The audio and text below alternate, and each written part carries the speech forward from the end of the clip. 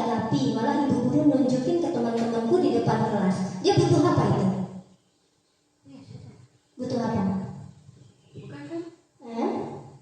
Karena kalau Butuh apa dia?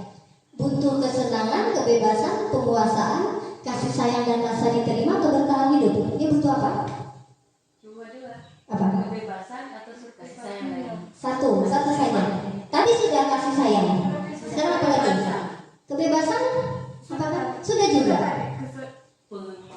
Penguasaan. Dia butuh penguasaan karena kalau ditunjukkan di depan teman-temannya kan dia malu. Jadi kayak rendah harga dirinya, toh atau dia butuh penguasaan. Nah, maunya itu ketika gambarnya bagus baru ditampilkan sama teman-temannya. Kalau gambar jelek jangan. Toh penguasaan. Nah, terakhir, aku bosan masa belajarnya cuma gitu-gitu aja. Aku bosan masa belajarnya cuma gitu-gitu aja. Berarti dia butuh apa? Butuh apa? Dia butuh apa? Kesenangan. Betul ya, dia butuh kesenangan. Oke, berarti sampai di sini paham ya? Ketika kita melakukan sesuatu pasti ada dasarnya. Kita identifikasi dulu kenapa anak kita melakukan itu, ya. Nah, ini dia segitiga restitusi. Proses menciptakan kondisi untuk memperbaiki masalah pada murid sehingga bisa kembali pada kelompok mereka dengan karakter yang lebih kuat. Restitusi juga dapat membantu murid lebih memiliki tujuan, disiplin positif, dan memulihkan dirinya setelah berbuat salah. Restitusi bukan menebus masalah, namun belajar dari kesalahan. Ada 3 tahapan restitusi. Yang pertama, menstabilkan identitas. Ya. Yang kedua, validasi tindakan yang salah. Dan yang ketiga, menanyakan keyakinan. Bagaimana cara menjalankan ketiga tahapan ini? Saya punya beberapa video, tapi sebelumnya saya jelaskan dulu apa itu menstabilkan identitas. Yaitu membuat kesalahan adalah bagian dari proses pembelajaran. Kita bilang sama anak-anak, nah, tidak apa-apa kamu melakukan kesalahan karena ibu juga pernah melakukan kesalahan itu. Artinya apa? Kita memberikan ini sama anak-anak bahwa setiap orang itu pernah melakukan kesalahan. Jadi kamu jangan khawatir dulu, jangan risau dulu karena bukan kamu saja yang pernah buat kesalahan, orang lain juga pernah, ya. Terus menggeser identitas gagal ke identitas sukses. Yang tadinya anak merasa bersalah, kita geser dia menjadi perasaannya baik-baik dan bisa diterima oleh kelompoknya.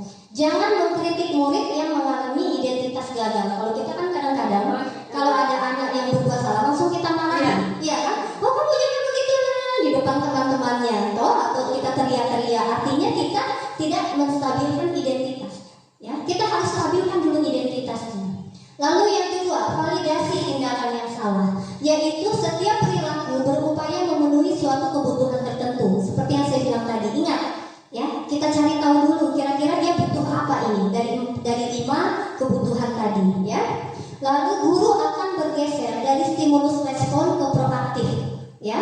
Terus menggali dan memahami kebutuhan murid akan memperbaiki hubungan dengan murid.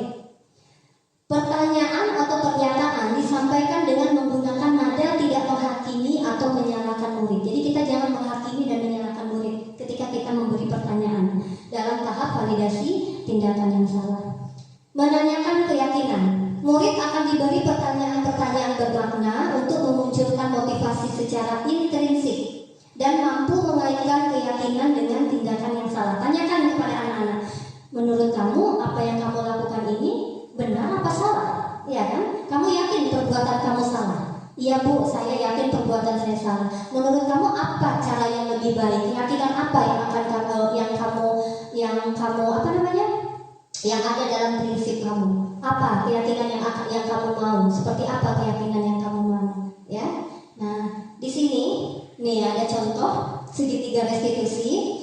Ketika saya sedang mengajar mata pelajaran IPS, saya melihat Jihan mengambil ipek milik Putri dengan memaksa dan merebut, sehingga menyebabkan pemiliknya marah. Putri marah, ya, karena diambil secara paksa. Nah, bagaimana caranya saya menyelesaikan segitiga restitusi? Boleh didengar ya?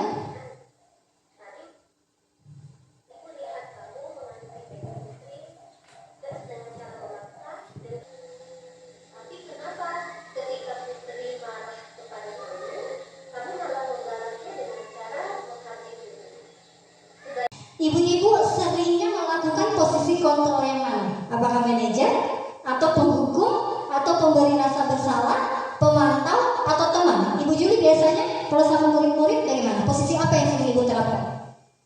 Posisi yang saya sering terapkan yaitu sebagai teman. Sebagai teman? Iya. Oh, iya. Tapi ada batasannya. Gitu. Ketika kita bicara, dia harus tahu siapa saya dan siapa kamu. Oke. Tetapi kita harus mendominasi yang namanya bersahabat antara siswa dan murid. Ya, siswa dengan guru. Ya. Berarti cara Bu Juli menyelesaikan masalah dengan posisi teman, menganggap anak atau murid kita itu sebagai teman, ya kan? Kalau teman itu cenderung mukanya datar, nada suaranya datar, ya kan? Nah kalau Ibu, posisi apa yang sering diterapkan? Posisi manajer. Posisi manajer. Oke, posisi manajer ya, dengan memberi pertanyaan-pertanyaan ya yang bermakna. Posisi pemantau. Posisi pemantau. Kalau Ibu Muli, posisi apa Bu Muli? Saya pakai. Oh, kalau Bu Muli posisi pemantau. Iya. Saya masih rasa teman seperti contohnya ketika siswa itu hari meminta bola voli, tapi saya tidak mau mereka main voli karena situasinya kita akan pulang. Iya. Nah, untuk supaya dia merasa nyaman, kita ikuti caranya dia. Oh, ikuti maunya. Iya. Iya. Tapi dia harus ikuti juga kita. Oh. Contohnya seperti kita bilang sore saja kita datang. Alhamdulillah sore dia datang. Tetap diberlakukan tapi bukan saat itu. Iya. Tapi Ya pasti ya, tapi kamu memilih untuk tetap bertahan dan sabar. Kamu memilih untuk tidak berbuat lebih parah lagi kan? Iya. Nah, sekarang coba kita lihat lagi tindakan kamu yang minta PK di kelas. Tindakan kamu itu kira-kira sesuai dengan keyakinan kelas atau kritik? Oke, dia menanyakan keyakinan. Ya, coba kita lihat dari video tadi, ada tidak pertanyaan atau pernyataan yang menyalahkan atau menghakimi dari gurunya? Tidak ada ya? Nah, dia hanya memberi pertanyaan-pertanyaan saja, siswa semuanya menjawab. Nanti kita timbal lagi dengan pertanyaan-pertanyaan sampai dia mendapatkan keyakinan dan sampai dia menyadari kesalahannya sendiri. Dia cari sendiri solusinya. Oke.